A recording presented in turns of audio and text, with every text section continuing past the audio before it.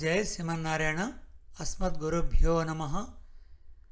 ప్రాదుశ్చకర్ధయదిదం పురుహూతరూపం తేనేశ నిర్వృతిమవాపురలం దృశో నః.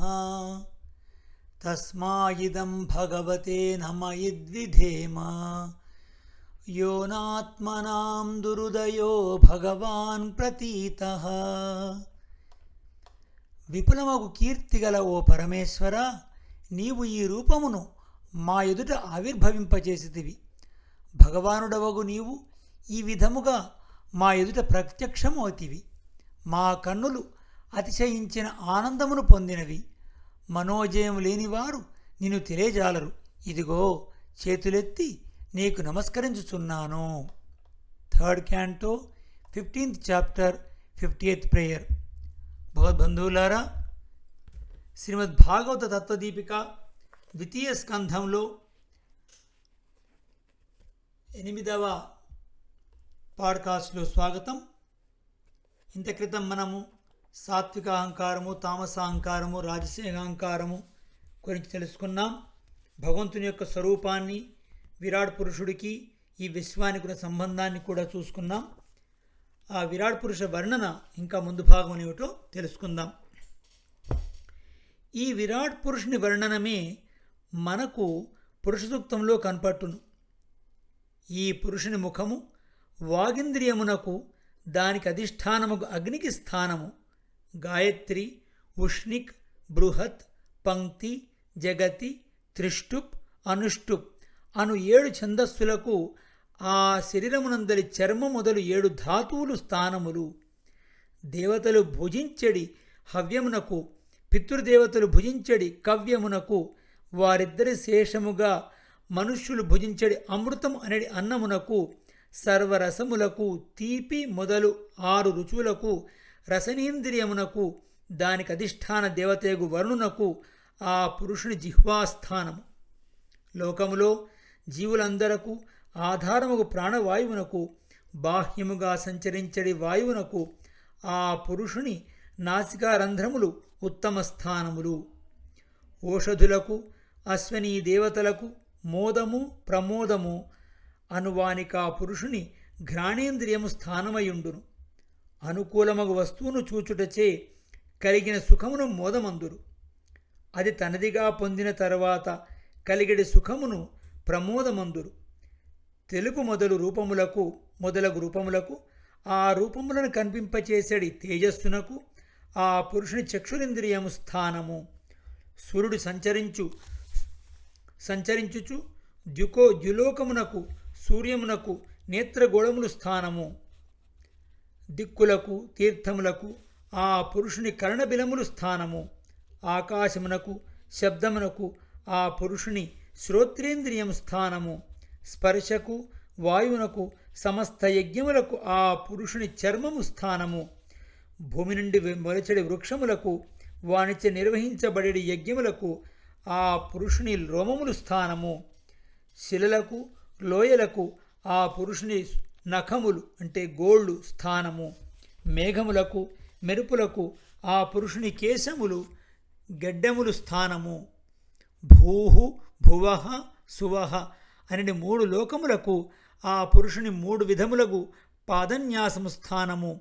క్షేమమునకు, శరణమునకు, సర్వసుఖములకు శ్రీహరి చరణము స్థానము.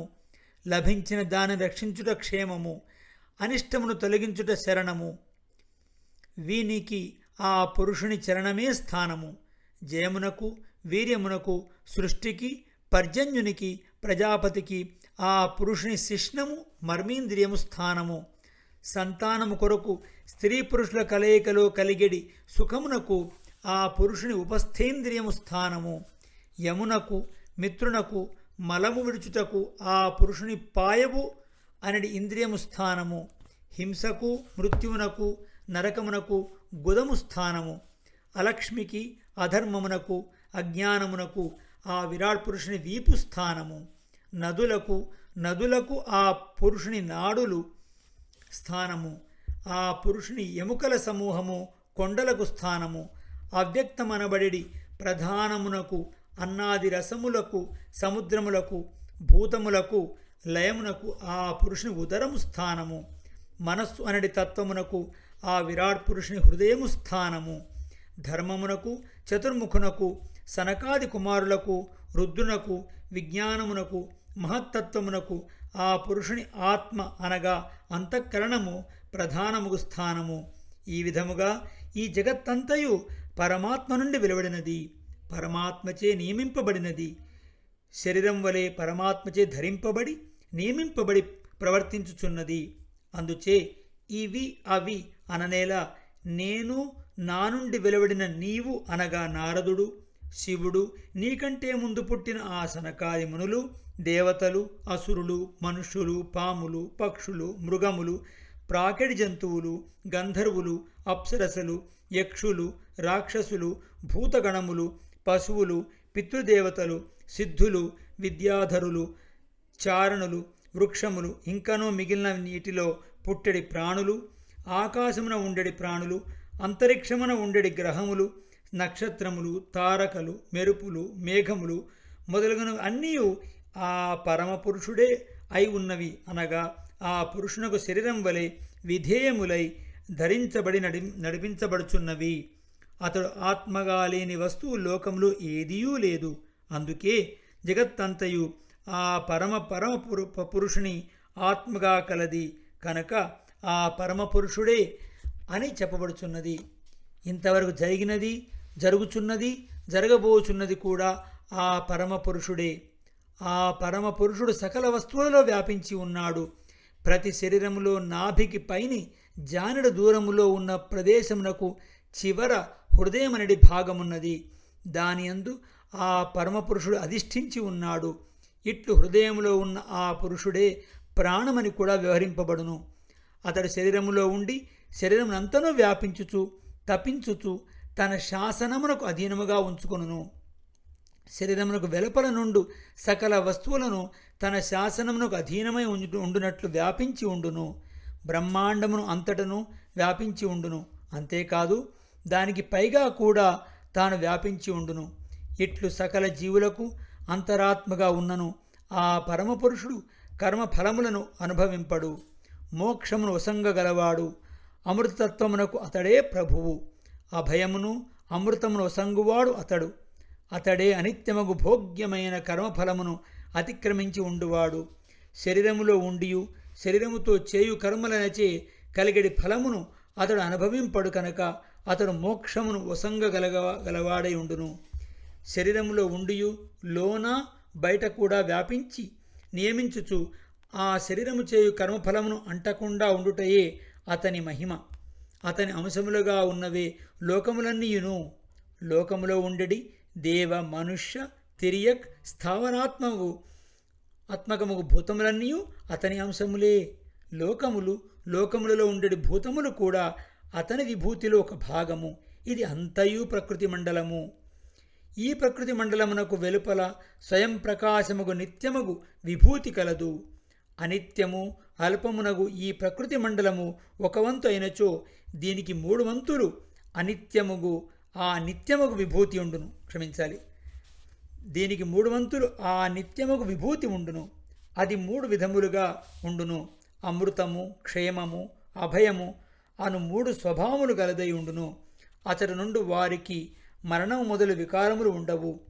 మరణము, ముసలితనము, రోగము మొదలగు వానిచ్చే కలిగడి భయం ఉండదు. నిరతిశయ ఆనందము లభించును. సంసార మండలములో అనగా ప్రకృతి మండలములో ఉండు జీవులు బద్ధజీవులు.